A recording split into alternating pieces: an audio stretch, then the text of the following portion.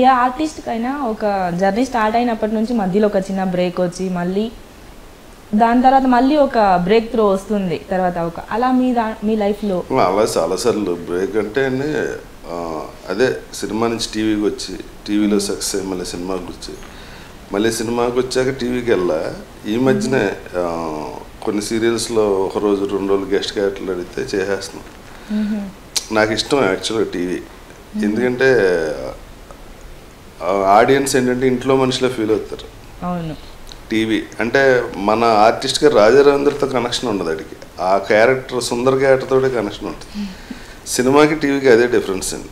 సినిమాకి అంటే మనం డబ్బులు పెట్టుకుని కొనుక్కుని సినిమాకి వెళ్తాం కదా, సినిమాకి వెళ్ళినప్పుడు వాళ్ళు రాజేంద్ర బాగా చేసాడు అంటారు తప్ప క్యారెక్టర్ పేరు గుర్తుండదు. ప్లస్ ఆ ఇమేజ్ వేరు, ఆ ఎక్స్పోజర్ వేరు, అది వేరండి. కానీ ఇక్కడ అలా ఉండదు.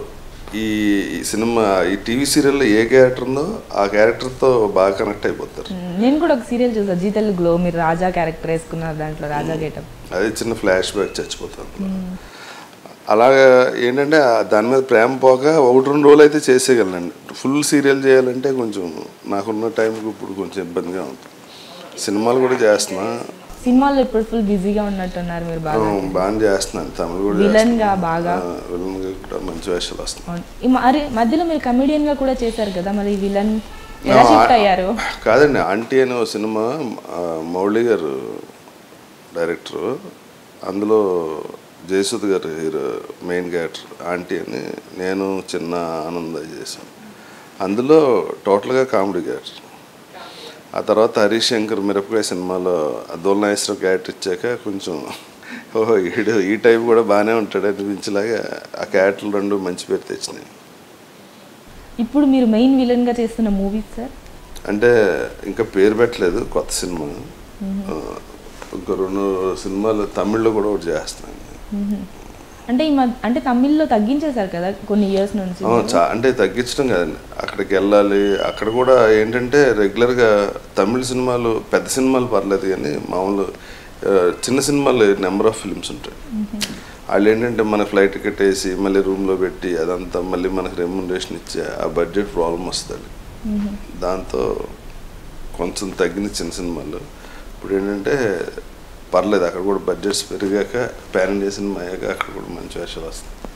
ఓకే, అయితే మీరు ఇప్పుడు విలన్గా చేస్తున్నారు కదా, చేశారు చాలా మూవీస్. ఈ మూవీస్లో అంటే మీరు ఒక చాలా బాగా పెద్ద విలన్గా దాంట్లో అసలు ఈ క్యారెక్టర్ నాకే నచ్చదు, ఇంత విలనిజం అనే క్యారెక్టర్ ఏముంది?